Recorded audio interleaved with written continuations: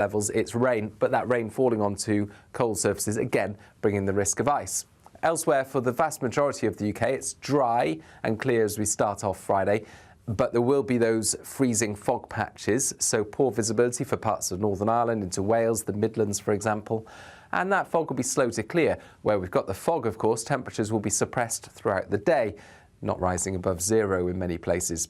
But where we've got the cloud and those outbreaks of rain, it's going to be a touch milder, although the rain will tend to fizzle away by the afternoon, and most places will end up dry, a few showers into the north and the east. Temperatures 0-1 degrees at best in many places. Saturday starts off in a similar vein. We've got widespread freezing fog across central and eastern parts of England in particular.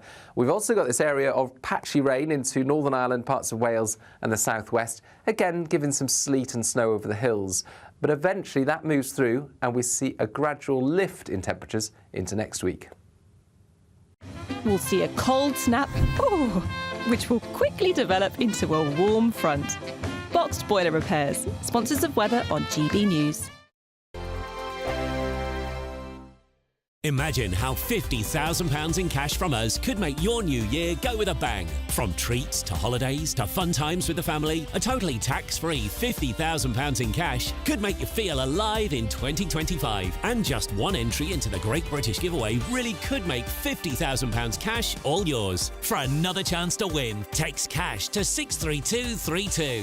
One entry costs £2 plus one standard network rate message. Or text bonus to 63232. 5 entries cost £5 plus one standard network rate message. Go to gbnews.com/win. Entries start from just £2. You can call 0903 681 3232. Calls cost £2 plus your network access charge. Or post your name and number to GB10 PO Box 8690 Derby DE1 9TT. UK only. Entrance must be 18 or over. Lines close at 6 p.m. on the 31st of January. Please check the closing time if listening or watching on demand. Good luck. Sunday with Michael Portillo from 11, only on GB News. Figures released by the National Child Measurement Programme in 2024 found that almost 1 in 10 children was obese in the first year of school. Children living in deprived areas are twice as likely to be overweight as those in more affluent parts. Organisations like the Prepped Foundation are educating youngsters about healthy eating by giving them the skills to create balanced meals. TV chef James Golding has joined the foundation as the head of food education, and he joins me now to talk about the work. James, lovely to see you here. Good to see you too. Hi, So Prepped used to be Table Talk Foundation, and it's now obviously Prep for Life, Prep for Knowledge. It's basically a charity to encourage kids to have a better understanding of food, but at the same time enjoy cooking and hopefully make better food choices in their life, as well as perhaps, you know, share the information we give them with their families. Do you see them developing an understanding of the difference between healthy and unhealthy food? Yes, I think that, you know, kids tend to sort of be taught a lot of this in school, but being able to actually ask questions to a chef and be able to cook with produce which they know is one, that is going to be tasty because they've tasted it, but two, open their eyes to food that they may not have tried before. I think that, you know, I think a lot of kids say they don't want to try stuff because they don't like the way it looks, but the way that we produce our sessions, you know, we encourage the kids to try, and I think it really does open their eyes. It's very easy, I think, currently to be able to make easier choices, say fast food choices or you know, that type of thing, and it's obviously giving people the ability to make the right choices, but also the skills to be able to do it. So I think it's something that needs to be addressed and something that really needs to be pushed, and that's what we're doing as a charity. GB News, the People's Channel.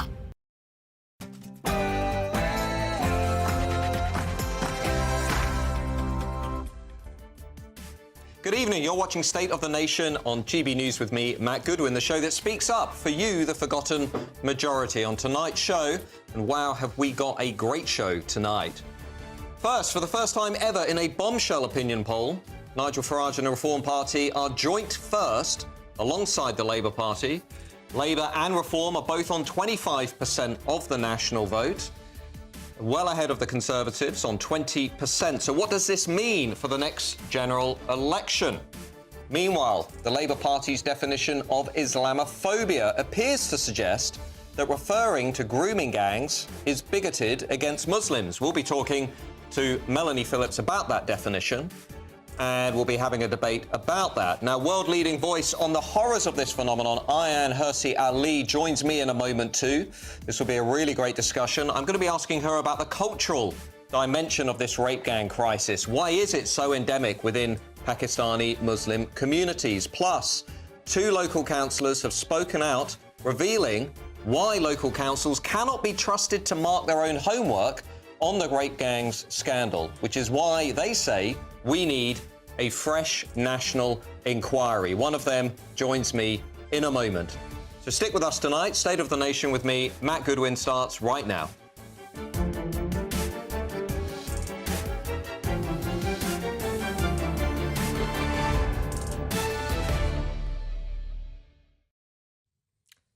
Now, on top of all of that, I'll be joined tonight by my excellent panel, former Labour MP turned Reform Party member Simon Danchuk and the former Labour advisor Stella Chantekedu. Good try, nearly.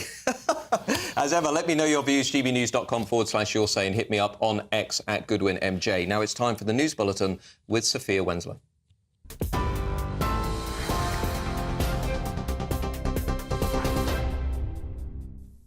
Matt, thank you. Good evening. It's just gone 8 o'clock. These are your headlines.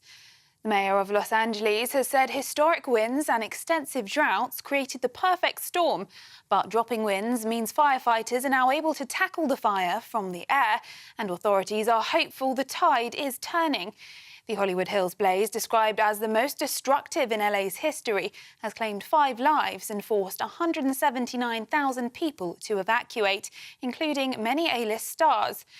Meanwhile, Prince Harry and Meghan Markle have issued a statement on the fires, urging people to check in on disabled and elderly neighbours. The Duke and Duchess of Sussex, who live in Montecito, have called for friends and neighbours of those impacted by the wildfires to open your homes. Staying in the US, President Joe Biden has delivered the eulogy for the late former US President Jimmy Carter at his state funeral following his death last month at the age of 100. President Biden, who has declared a national day of mourning, spoke in front of all 4 living former presidents, saying Jimmy Carter made a powerful difference. Carter, a Nobel Prize winner and the 39th US president, is being remembered for his leadership and humanitarian work. Now, back in the UK, a Pakistani Muslim former Labour MP has backed calls for a grooming gangs inquiry. Ex-Birmingham Labour MP Khalid Mahmood has told GB News that he backs a national public inquiry. He said, "We need to address the issues for the victims. They've had no respect or dignity given to them." It comes after Andy Burnham has split with Sir Keir Starmer to call for an inquiry. Speaking to a local radio station, the Labour mayor of Greater Manchester said he believed there was a case for a limited national inquiry that draws on local reviews into historic child sexual exploitation. It's after Labour MPs rejected a Conservative push for a new national inquiry by 364 votes to 111. Sir Keir Starmer says he won't stop claiming Liz Truss crashed the economy despite legal threats from her team. Truss's lawyers have issued a cease and desist letter calling the claim false and blaming it for damaging her re-election prospects. The dispute centres on her 2022 mini-budget, which caused market turmoil, though her team points to a report showing economic growth afterward. Rachel Reeves has pushed this country to the brink of economic crisis through high taxes, high regulation, and disastrous net zero policies. When I tried to fix these problems back in 2022, I was undermined by the economic establishment, and I was forced to reverse the policies before they were even implemented. I was blamed for the LDI crisis, which the Bank of England has subsequently admitted was their fault. But Downing Street says the Prime Minister stands by his remarks, urging critics to ask the public about the impact on mortgages and inflation. Those are the latest GB News headlines. Now it's back to Matt. For the very latest GB News direct to your smartphone, sign up to News Alerts by scanning the QR code or go to gbnews.com/alerts.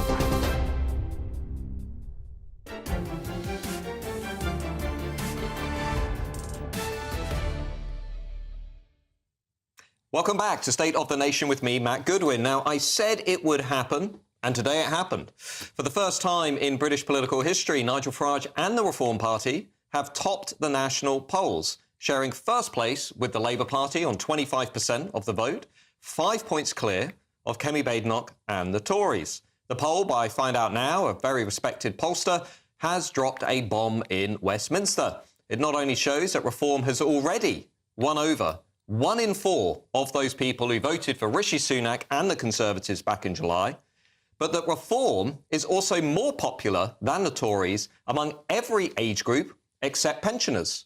It is also, this poll suggests, the most popular party in British politics among men. But what's driving all of this? Well, if you've read my newsletter, you will know what the top concerns for Reform Party voters are. Number 1, stopping the illegal migration crisis with the small boats on the Channel. And number 2, stopping legal migration, bringing the overall level of legal migration down. Now, these concerns are certainly not unique to Reform Party voters. A lot of people in Westminster and the establishment will have you believe that these views belong to a fringe minority, but that is not the case.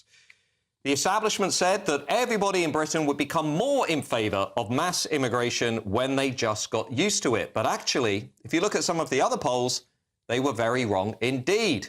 If you look, for example, at some of the latest polls by YouGov, 70% of the British people now say immigration is too high. And that is a record high. And at the same time, the percentage of British people who think that immigration has been mostly good for Britain has crashed to a record low of just 18%. Fewer than 1 in 5 people in Britain, put in other words, think that immigration has been mostly good for the country. And let's be honest, they have good reason to feel this way.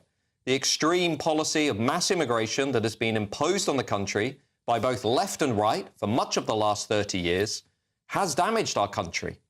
We've now got masses of low-skill, low-wage migration from outside of Europe.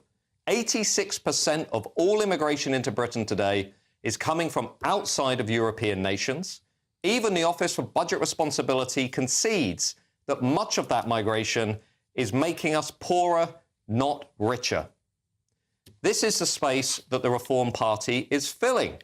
The only question is whether the old parties can now close this space down. But with the small boat crossings already up 25% on last year, with net migration now up to nearly 1 million people every year, I don't think that looks very likely at all.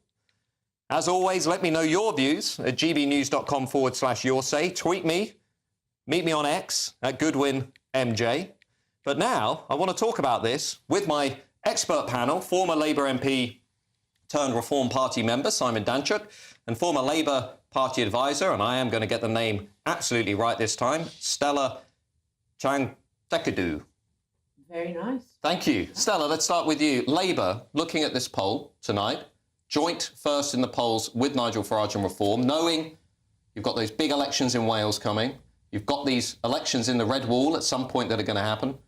They've got to be nervous, no? It looks like the next general elections are going to be an even bigger landslide for Labour. What I am noting from that is that the Lib Dems and the Greens are also increasing their vote share. So it's not just Reform who is doing better. It is primarily the Conservatives who have lost out the most. Now, it is very easy to vote for a third party at local elections, and I do expect Reform to do quite well. And Nigel Farage is an excellent communicator. He has done very well to feed a narrative to the global journalists who are looking for something exciting in the first 6 months of a Labour government, which, let's admit it, Keir Starmer has been a bit too steady, perhaps, in the way he has been leading this government. Is that a joke? Are you serious? No, it is. I am being serious. I am being serious. I guess I'm trying to be entertaining, Matt, but he's definitely. I think he's being very steady. He hasn't been giving you any earthquakes. As well, far he's been very steady at alienating the country. So I can see. I don't think he has been alienating the country, but I do think that journalists are looking for a narrative, and I think that Nigel Farage is providing that. Right. So reform on the up. Now, Simon, I should say, Reform Party member. I mean, what's the view on the inside? What are you seeing also outside of London in some of these seats, places like Rochdale, Rotherham, those sorts of places that I know you know well? Yeah, no, absolutely. I think the direction of travel is in one direction for reform, and that's upwards. I think they will continue to rise in the polls. Just to contradict Stella a little bit, it's quite clear that Labour have reduced in the polls. They were at 29% until very recently. Right. They're now down to 25%, and that's not least because Keir Starmer is not doing very well at all. We've had the winter fuel allowance disaster. The budget's been a disaster. This whole rape gang scandal is a disaster. This poll was only done yesterday. It's over 2,000 people. People will be responding to that, and I'm sure we'll talk about that particular scandal. But that's having an adverse effect for Labour. There's no doubt about it. But as Stella did say, Nigel Farage is a very good communicator. Did very well over Christmas, completely dominated the airwaves because they were on the ground campaigning and the others weren't there. Let me just bring in the economy for a minute. Ronald Reagan famously said, are you better off than you were 4 years ago? Jimmy Carville, advisor to Bill Clinton, always said it's the economy stupid. I mean, this poll is coming at the same time as we're learning borrowing costs are the highest they've been since the late 1990s, much higher, by the way, than they were during the Liz Truss premiership. Wages are being squeezed. We're probably already in recession. Taxes are going to have to go up, or public spending is going to have to be cut, maybe both of those, to deal with this restricted fiscal headroom. What I'm trying to say is the economy is going to get worse in 25, not better. So actually, is Labour's position now just going to continue to deteriorate? Is this all going to feed reform? It does make you think, why wasn't the British government borrowing more and investing into public services when they did have the opportunity over the last decade? But there have been some very positive sounds coming from the business community. I was looking at polls which show that 50% of business leaders think that the UK in 2025 is going to be a better place to invest than the US and than the rest of Europe. So there is some hope there. And I am hoping that Rachel Reeves is going to manage to fix these relationships. Now, it's interesting that you're bringing up... Rachel Reeves, can I just quickly ask you a question on that? Don't you think Rachel Reeves is actually showing that she's out of her depth? No, absolutely not. Absolutely not. I mean, I do not politically agree on 100% with Rachel Reeves. I would like her to do some things differently. I think she's being very cautious. But I do think that she's doing all she can to fix the relationship that the British government has with business leaders and with industry. Coming back to the economy, because we're talking about reform here, I think Nigel Farage, who is a Thatcherite, is going to have a problem consolidating his political views and the political views of reform senior leadership and reform voters. As you pointed out, there are Labour voters who are considering reform or who are already supporting reform. These Labour voters are not going to be happy with the things that Nigel Farage comes up about the economy. Well, that is an interesting point, Simon. Now, there is this tension, isn't there, within the Reform electorate. We know that many of the Reform MPs are more on the Thatcher end of things economically, but actually many of those former Labour voters, working class voters, aren't really looking for reheated Thatcherism. Yeah, let me address that point in a second. I mean, the truth is that Starmer and Reeves came into power in July last year and talked the economy down. They killed confidence in the economy.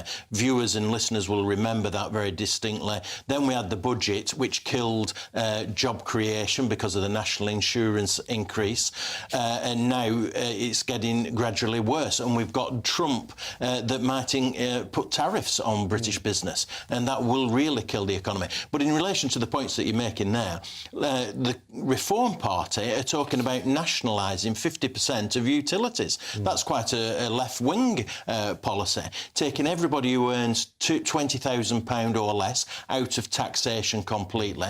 These are policies that are very popular with the red wall voters, nationalising steel as well. Really important. Well, thank you, Simon. Thank you, Stella. Thank you for the discussion. After the break, we're going to be moving to look at this Islamophobia debate that has been raging. Now, Is the Labour Party using a new definition of Islamophobia to shut down criticism of Islam and what is happening within some British Muslim communities? I'll be talking to Melanie Phillips, the Times columnist, right after this break. Stay with us.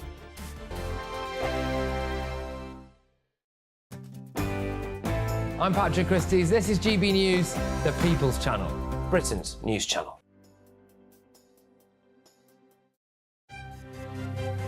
GB News Breakfast, every day from 6 a.m. Have you noticed that more and more stores are closing? Well, last year, apparently 13,000 stores closed for the last time on the high street. Well, experts warn the worst is still to come for our small businesses. Well, let's talk to retail expert Jeremy Baker. Good morning to you, Jeremy. How bad is it and what can be done? Well, nothing can be done about it. Retail is like that. It's a boom and bust operation. So last year, let's say you had a shop and it was booming. This year, the consumer can just change their mind. They don't need to come back to your shop ever again. Well, it is sad, Jeremy, because our high streets are the beating heart of our communities, aren't they? And for many people, I know I can relate to my high street, it is such a depressing sight, walking down there and seeing them all boarded up and closed down. But how often do you walk down the boarded up high street? I think people move on to something else. The online world is very big. Yeah. And lots of other things are very exciting. And so people, you know, the shop, I like to go to my GP in a shopping centre and get my tests done there rather than tramp off all the way to the GP, for example. And children could go to little schools in the high street. I've seen that happen already. So lots of things could happen to the high street. It could be much more a social centre. Much more kind of like pubs, coffee shops, all that, charities. I don't see anything wrong with charities taking over, but the idea of the shop-centred high street finished, that's gone, never coming back, goodbye. It's not sad, it's just life. GB News, the People's Channel. Mornings don't have to be tiresome, especially if you have the right company. Wake up to news as it happens, opinion and debate, and of course, a little bit of entertainment too. Because when the kettle's on, we're on. That's Breakfast on GB News, a show worth waking up for. Every morning from 6 a.m. Only on the People's Channel, Britain's news channel. We'll spread the news, you spread the word. If you want your news to be straight talking... This is a nightmare for the Conservatives again. Down to earth. It's not just Nottingham where this is happening, is it? And most importantly, honest. Hard-working, middle-class taxpayers, they'll get their book thrown at them. Then catch me, Martin Daubney, Monday to Friday, 3 till 6 p.m. on GB News, Britain's news channel.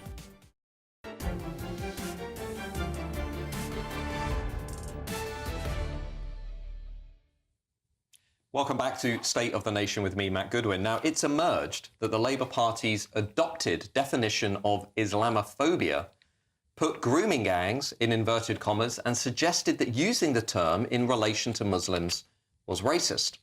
The definition derives from an all-party parliamentary group that used to be co-chaired by the now Health Secretary Wes Streeting.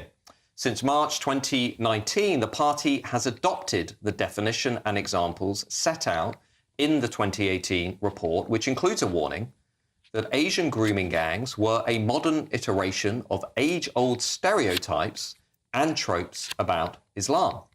With me now to discuss this is Fahima Mohammed, broadcaster and commentator. So, Fahima, let me just begin with this definition, because there are people out there having a debate saying this definition is too broad, that it risks shutting down legitimate debate over Islam, over what is happening within some Muslim communities, and people are nervous about it. What's your view on this? Well, I firstly think that the Islamophobia definition was not really created by Muslims. It was a British thing. think tank at the time. And to adopt that is only to basically take away from the fact that if there are any anti-Muslim hate, to associate that with the criminal acts. Now, the APPG definition does not take away, us discussing any criminal activity. It just takes away the fact that we do not associate these criminal activities with an entire community and group. That's what it really does. Can I just read you a piece from this guidance? Because it's a very important issue. We're going to have this debate over free speech and free expression. And I'm just going to read it to you. It says, as such, the recourse to the notion of free speech and a supposed right to criticise Islam results in nothing more than another subtle form of anti-Muslim racism, whereby the criticism humiliates, marginalises and stigmatises Muslims. One real-life example of this concerns the issue of grooming gangs. Now, the implication being that if you talk about grooming gangs, you are therefore perceived to be racist against Muslims, and therefore this definition would shut that debate down. No, because anyone with a, really having a criminal act, doing anything wrong against the law, should be obviously spoken about. But if you're going to put a microscope on a particular group and only talk about where they come from, when actually there are other social issues that impact the fact that they are actually doing what they're doing, instead of just highlighting. There is a thing in psychology called, sort of distinction of discourse, analysis, discourse analysis. You know that, you're an academic. When we do research, when there's propaganda in media, we highlight certain words, certain things in order to do that. So can I ask a question on that? Just for example, if we were living under this definition of Islamophobia, which may well be adopted by the Labour government, how would the debate over the rape gangs have happened? Because presumably people will have said, well, under this definition, you cannot have a national debate linking rape gangs to Pakistani Muslim communities, even though they are disproportionately more likely to be within Pakistani Muslim communities. Well, I think because we're also making it in a micro sort of conversation, it is much more wider than just calling out their ethnicity, community and background. I'm not from the Pakistani background, and I am a Muslim. So I also don't want to be seen in a particular way, because even Muslims ourselves believe differently. So if you're going to just say Islam and Muslims in grooming gangs, you are actually going to incite, a whole community. It's better to say, yes, they do come from this background, but there's also issues. I work with the Ministry of Justice. I work in the grassroots, speaking to people in probation, and they come from all parts of, nationality, ethnicity, whatever it is. There are issues why they do have offences, and that is to do with whether they have mental health, whether their social economic background. I think that's more of a research that we need to put in form. Thank you for that. We're going to bring in Melanie Phillips, Times columnist, who is joining us down the line. Melanie, what's your view of this definition of Islamophobia and the relationship with free speech? I think the term Islamophobia has already had for many years an absolutely chilling effect. Anti-Muslim prejudice is bad. Prejudice against any person or group is bad. But what the Islamophobia definition does is to bring under its umbrella all criticism of Muslims or Islam, so that it is simply not possible to associate any bad deeds with Muslims or Islam. Now, there are certain issues which are, I think, it's entirely legitimate to associate them with Islam. You mentioned the grooming gangs. It's perfectly true that sex abuse and child sex abuse happens across communities and so on and so forth.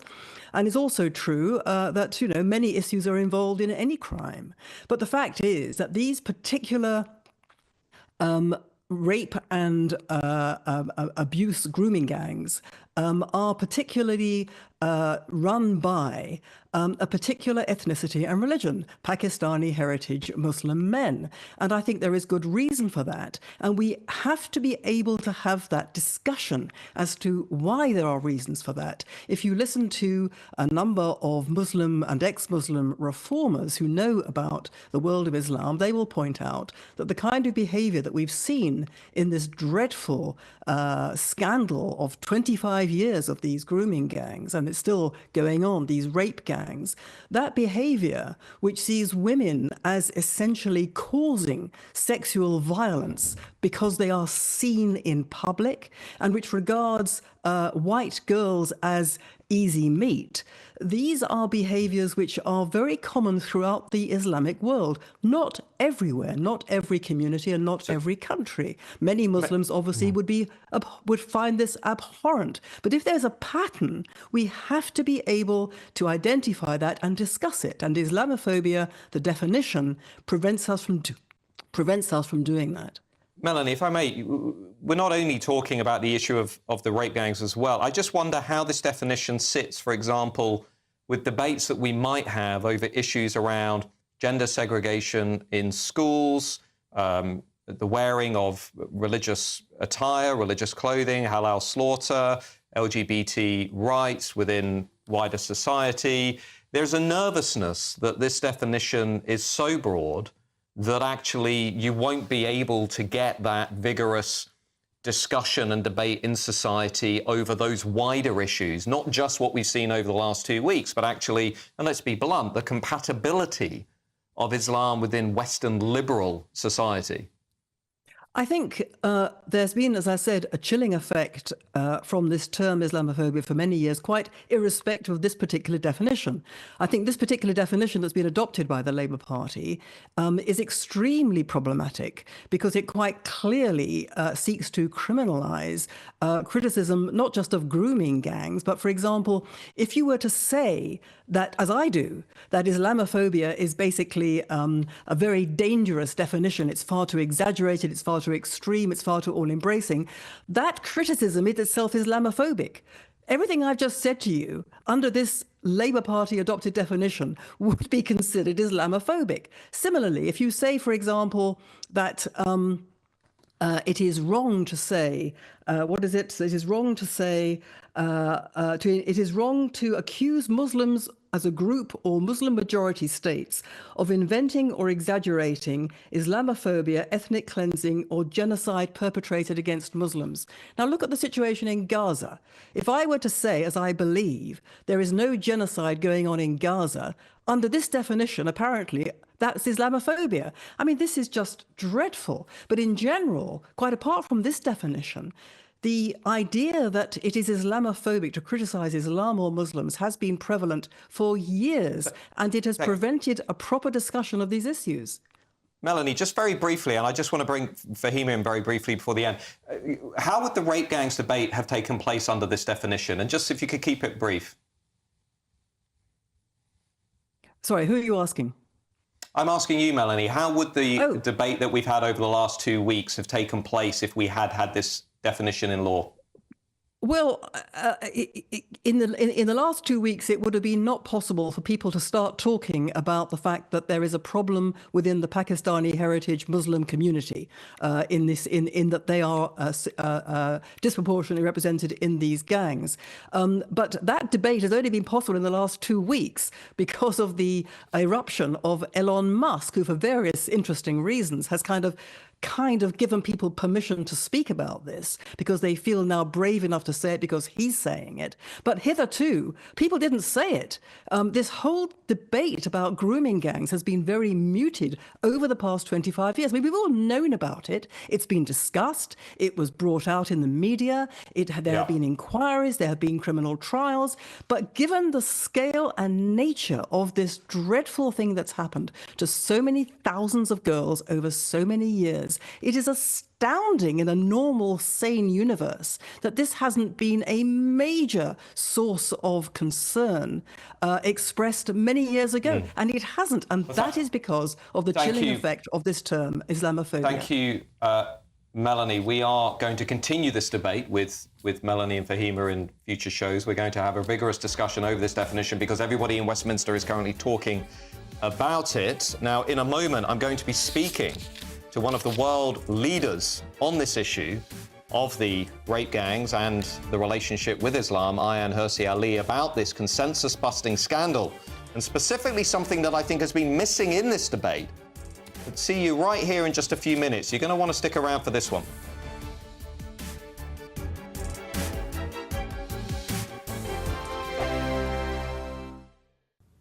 Hello again and welcome to the latest forecast from the Met Office for GB News. It's going to stay cold out there for the next 24 hours. Frost and ice are the main issues because for most it will be dry as this area of high pressure moves in.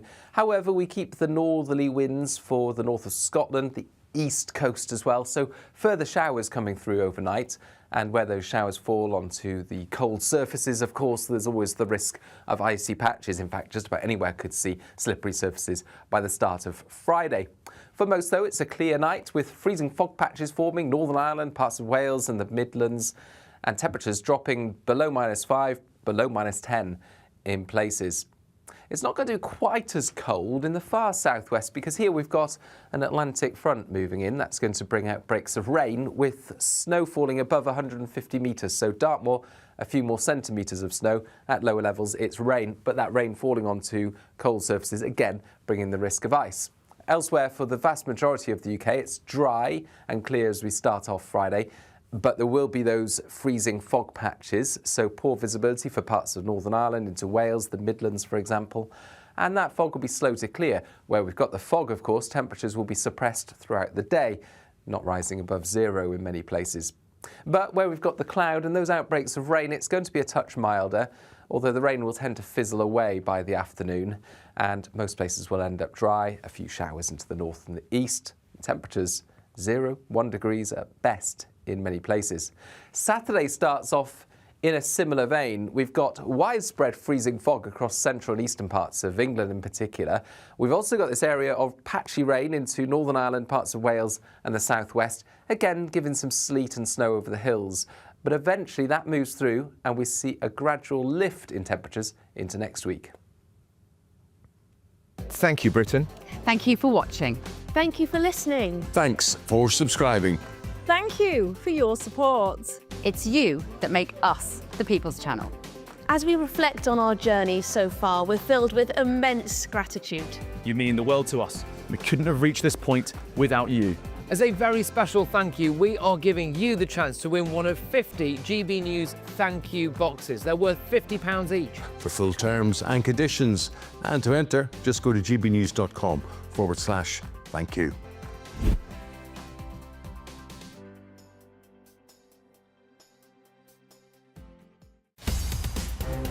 In the GB Newsroom, we bring you the news as it happens. With our team of dedicated journalists across the UK, we're ready to keep you up to date with what's happening every half an hour, every single day. Bulletins here on GB News, the People's Channel, Britain's news channel.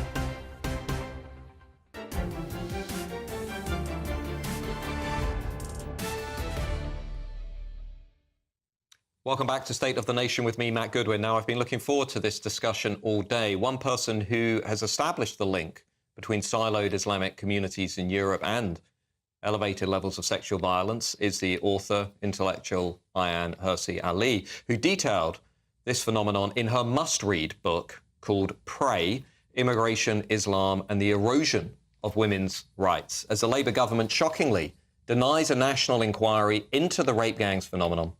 I'm joined tonight by Ayaan Hirsi Ali to discuss the cultural reasons behind the rape gang scandal. Now, Ayaan, you wrote in your book Prey, I'm just going to read it out, the extreme yet perhaps inevitable expression of all these beliefs and behaviours, polygamy, religiously sanctioned bigotry, unchecked sexual harassment, a lack of sex education, repressed sexual urges, and the honour-shame dichotomy is what is called the rape game in Arabic. Now, Ayaan, what is going on here? Lots of people in Britain are talking about this scandal, but they're not really talking about the cultural dimension of this scandal, which has led to these gangs being especially concentrated in Pakistani Muslim communities. Can you tell our viewers what is going on? Matt, it's fantastic to see you. I've also been looking forward to this conversation and to talking to you. I think one of the big mistakes that we make is we listen to so-called spokesmen and spokeswomen. We don't listen to the actual people who are committing these crimes. What I'd like to do now for you and your audiences is read a quote to you that was captured by the Twitter account Visegrad. And it is a quote from one of the convicts in court That's an authentic voice. You should listen to what they're saying, not what other people are saying on behalf of them. And here's what he says. He says, we are the supreme race, not these white bastards. And he's pointing towards the police officers in court. He continued, you will not get CBE. You will not get an MBE. You will get a DM, a destroyer of Muslims. You were born 1,000 years too late. You fucked my community. You destroyed my community and our children. None of us did that. White people trained those girls to be so much advanced in sex. They were coming without hesitation to Rochdale, Oldham, Bradford, Leeds, and Nelson, and wherever. He said the jury in Liverpool has been taking instructions from BNP leader Nick Griffin, and later he pointed to Rachel Smith, who prosecuted both cases on behalf of the Crown. He said, I curse you at night. I curse you and your family. You will understand, he said, pointing at the judge. I curse the juries, I curse the media, and most of you bastards, your families will get it. You've got to listen. I would just, firstly, just to viewers who might be offended by hard language, but that was obviously a direct quote from one of the guys who was convicted of this hideous crime. And you're saying that this is telling us something about their worldview. This is, I'm telling you, what I do. I'm not some kind of prophet who sees things that aren't. What I do is I just focus on what they are saying. I listen to what's said by these organized Muslim Brotherhood types, by what Christopher Hitchens used to call the Islamofascists. And what they are telling us is what we should listen to, not the people who say that they represent them. They don't represent them, they cover up for them. The word Islamophobia was invented to cover up these sorts of things so that gullible Europeans could be conditioned into thinking that we could import hundreds of thousands, if not millions of men who think just like this convict. Let me ask you a rhetorical question. In the last 6 months, or maybe even 12 months, we have seen in so many European cities, weekend after weekend, 100,000 men strong who are opposed to and protesting against a geopolitical issue that happened somewhere else, thousands of miles away. But these so-called grooming, which are rape gangs, actually, that's happening within these communities, not just Pakistani. Pakistani, they're prevalent. They're the largest number who have been caught doing it. But it's happening among people from Somalia, men from Afghanistan, men from Iraq. It's Muslim men in general, not all Muslim men, but large numbers of them. If those communities are opposed to what these men are doing, why are they not organizing protests, distancing themselves from these sorts of things? This was going on for decades. That's the question the British people and other Europeans are afraid to ask. Because if you ask that question, the logical answer is they don't belong here. I mean, that is a question that's been on my mind over the last couple of weeks. Where are the voices from within the Pakistani Muslim communities calling this out? Where are the Muslim leaders on primetime news shows saying, you know, they're going to name and shame, they're going to root these guys out? Why has there, you know, this wall of silence you're saying is primarily because of this sort of, I guess, this cultural trait that we've imported into Western nations, and we seem to be too timid, too cowardly to do anything about it? The Muslim men and Muslim women who are completely opposed to these abominations because they are fully assimilated. They don't speak for these communities. They don't have any kind of influence on them. They fear for their lives. They have either become ex-Muslims like me, or they are Muslims, but they try and keep their heads down and stay away from this. Now, there are exceptions, of course. I've been listening to an interview between Andrew Gold and Ben Habib, born in Pakistan, but raised here, fully assimilated, and who condemned it fully. The question is, to what degree do men like Ben Habib have actual influence on these communities? In my research of the last 20 years, I find that there's always a small number of highly assimilated people from these Muslim communities, and they're either afraid or they want to distance themselves.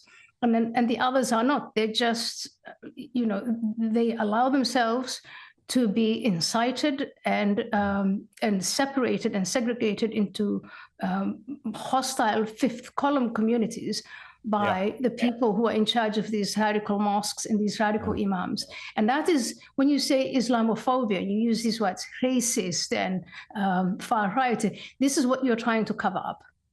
Well, Ayan, thank you for your incredible insights. And obviously, I urge everybody watching to go and read your book, Pray, which will really open some eyes. And of course, your work with Courage Media, which I'm a big fan of personally. Now, let me just turn back to the panel here to get some reactions. Stella, we've got a massive cultural problem, haven't we? This isn't just actually about economic deprivation. It's not just about, political correctness. This is a cultural problem that we've imported. We definitely have a problem of bureaucratic indifference to victims of sexual and violent crime. And that is particularly so when the victims are vulnerable girls who don't have the social position to demand to be heard. But that's not what Ayan is saying. What Ayan is saying is we have imported a particular mindset that is not at all supportive of the respect for women and girls that characterises liberalism. Would you say the same thing about the Roman Catholic Church, for example? Well, I'm asking you about just about this rape gang problem, because she's right. When you look at the evidence, we've had the evidence this week, foreign nationals are 3.5 times more likely than British nationals to commit sexual offences. We had that from the Freedom of Information request. There's something cultural going on in these communities. I'm not going to dodge your question, Matt. Yes, absolutely. There is Pakistani Muslim men. These Pakistani Muslim men seem to have adopted a sexist culture, a misogynistic sexist culture, where they view young girls as their sex playthings. That is correct. That is what the messages that were just read out show. But I do also have to question, why is it that the moment Elon Musk tweets about it, reform suddenly makes it the top agenda item, when this has been on our radar for decades now? And you said that there is a higher percentage of Pakistani men who have committed this when you compare it to the percentage of Pakistani men in the population. And that is true. But at the same time, reform MPs, there is a reform MP who has been convicted of sexually abusing his partner, and then Nigel Farage has welcomed him in his party. Simon, who is on the panel today, and you will be speaking about this, you have found refuge in the Reform Party, but you were suspended from Labour because you sent sexually explicit messages to an underage teenager who was looking for a job when you were an MP. So I'm wondering, what does that show about your culture? Does that make you a representative of British working class culture? In the spirit of leaving enough time for this debate, I'm sure Simon will want to respond to that. I also want to ask you, Simon, about what Ayan said about the cultural dynamics. What have you observed, obviously, in your hometown? But, of course, you might want to respond to Stella on some of those issues too. Yeah, dealing with what Stella raised there, that's completely inaccurate. Nobody was underage at all. It's a very complex issue. It was a tabloid sting. 17 years old is a child under UK law. No, please, I didn't interrupt you. It's a tabloid sting. 80 to 90% of the story is inaccurate, and that's over 10 years ago. You admit to it. Oh, for goodness sake. I'm not going to deal with this anymore here. I was pleased that Elon tweeted about this because it's got it back on the agenda, and the description that we've heard there is exactly as it is. The truth is, I was the MP from 2010 to 2017 in Rochdale. I saw a lot of what she has described there in terms of the Muslim women not speaking English, in terms of the Muslim men covering this up. Now, Stella says that public services have been indifferent to this type of abuse. It's not indifference. They've been culpable in covering it up. Senior police officers, senior civil servants, Labour politicians have been covering this up. They told me to stay silent about the ethnicity and religious belief of the perpetrators for one reason. They didn't want to lose votes, and they didn't want to rock the multicultural society that they think is important. Well, the debate's going to continue raging onwards. Thank you to my panel for now. Now, after the break, I'm going to be speaking to one of the local councillors who has spoken out in favour of a national inquiry. Looks like everybody's speaking out for a national inquiry now, including Labour politicians. Seems inevitable to me. We're going to hear from those local councillors as to why we cannot just let local councils look at this. We need that national inquiry. I'll see you in a few minutes. You're going to want to listen to this.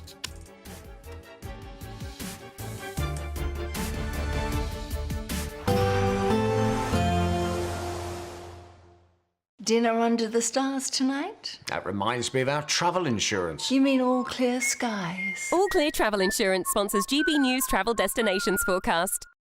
It's not too hard to find something a little warmer than the UK. Around the Mediterranean, temperatures are generally in the low teens, but it's not completely dry. A few showers are possible across Cyprus this weekend. So looking fairly wet across southern Italy and Croatia, although that rain will be scooting away by Sunday. Plenty of sunshine across the east and the south coast of Spain, and lots of sunshine for the Canaries. It will be quite breezy in Madeira. Quite a lot of cloud likely here over the next few days as well, turning a little colder in Italy. All Clear Travel Insurance sponsors GB News travel destinations forecast.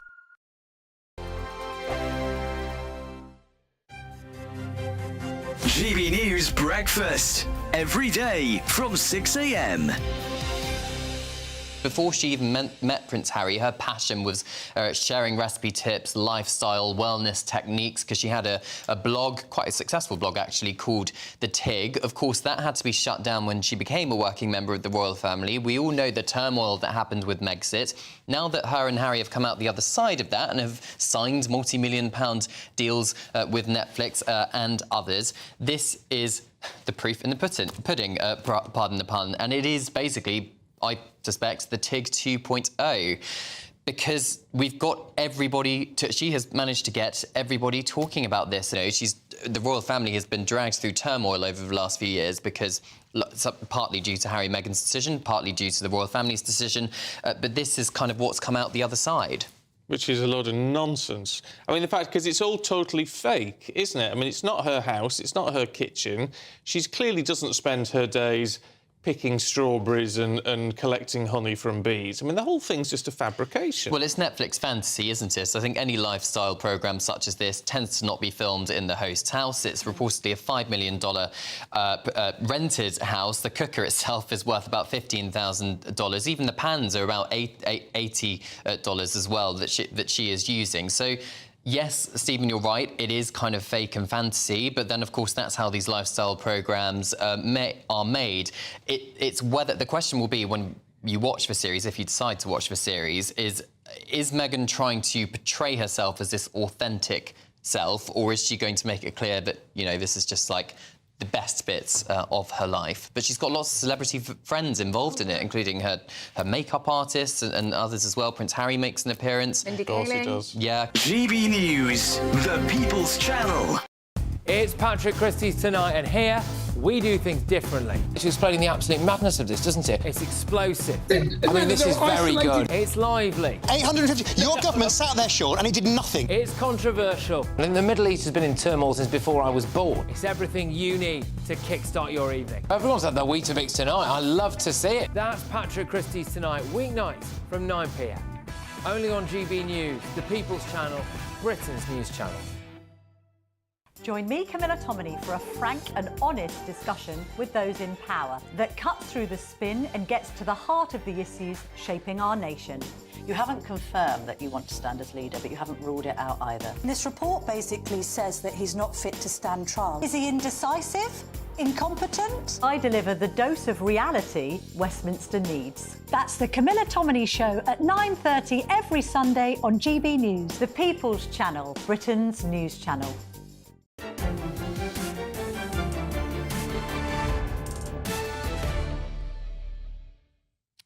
Welcome back to State of the Nation with me, Matt Goodwin. Now, 2 local councillors from the areas affected by the Pakistani Muslim rape gangs have spoken out, refuting the claim from Safeguarding Minister Jess Phillips that councils are best placed to conduct their own inquiries into the scandal. As North Yorkshire councillor Tom Jones and Tameside councillor Liam Billington have argued, the local councils themselves, get this, were complicit in the rape gang scandals. Look no further than the example of the Oldham rape gang leader, Shabir Ahmed, who worked for the local council as, of all things, a welfare officer. Can you believe that? And guess what? He was a member of the Oldham Labour Party. I mean, you could not make this stuff up, could you?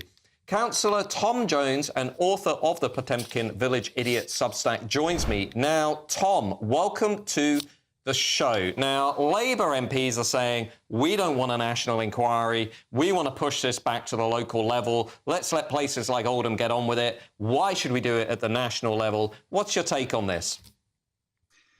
Well, Matt, I think, frankly, it's completely insufficient to push these back to local councils. Not only is it insufficient, the principle is completely wrong.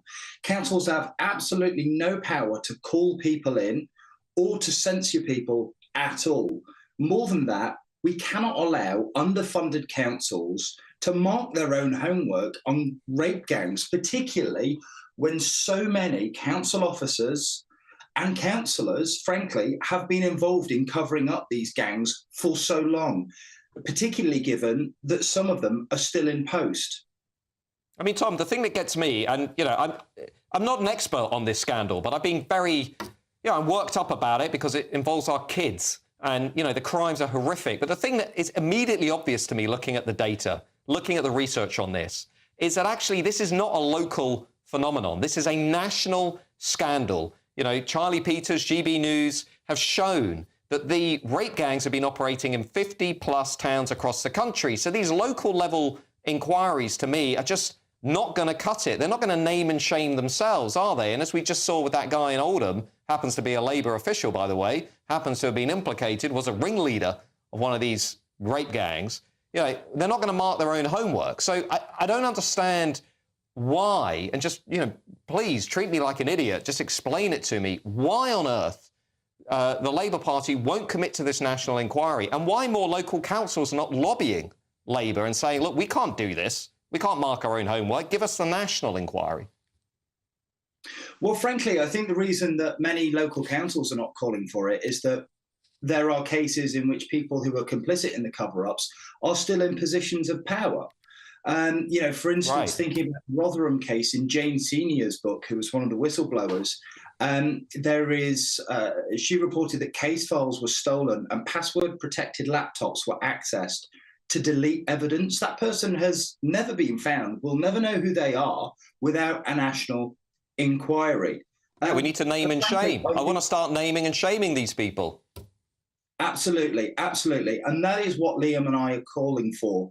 We think that rather than another Westminster inquiry, which will actually solve nothing, the last inquiry, frankly, was a complete whitewash and was totally unfit for purpose. The recommendations were pathetic. It included a minister for children, like that was going to somehow stop these rape gangs. It's absolutely ridiculous. Well, the other thing, just briefly, if I may, Tom, about that last report. Again, you know, it looked at 6 areas that were not affected by the rape gangs. It completely ignored areas that actually had rape gangs.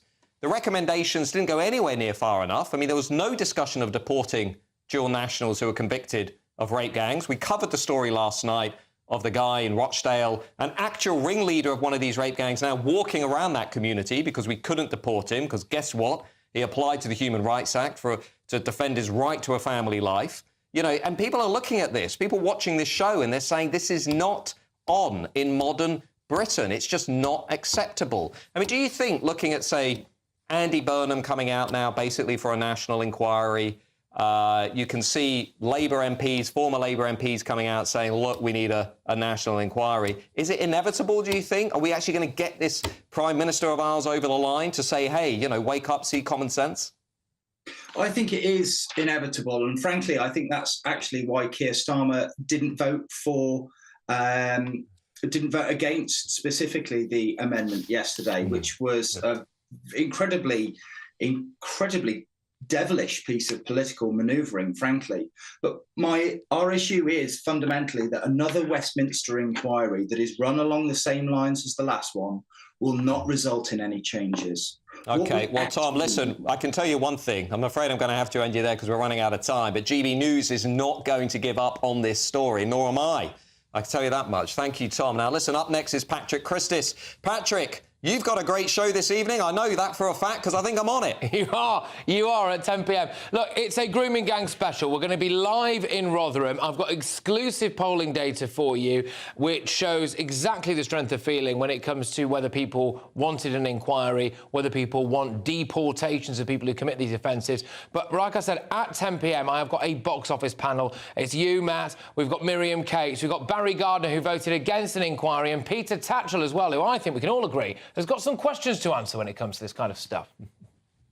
Well, splendid, Patrick. Me against Barry Gardner and Peter Tatchell. I cannot wait for this one, I got to say. That's all coming up after the weather. Now, I will not be on tomorrow evening, but I will be back with you next Wednesday right here on State of the Nation with me, Matt Goodwin. We are going to keep speaking up for you, the forgotten majority. See you soon.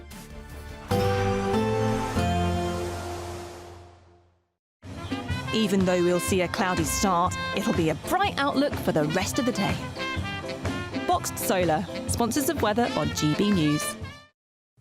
Hello again and welcome to the latest forecast from the Met Office for GB News. It's going to stay cold out there for the next 24 hours. Frost and ice are the main issues because for most it will be dry as this area of high pressure moves in. However, we keep the northerly winds for the north of Scotland, the east coast as well, so further showers coming through overnight, and where those showers fall onto the cold surfaces, of course, there's always the risk of icy patches. In fact, just about anywhere could see slippery surfaces by the start of Friday. For most, though, it's a clear night with freezing fog patches forming Northern Ireland, parts of Wales and the Midlands, and temperatures dropping below -5, below -10 in places.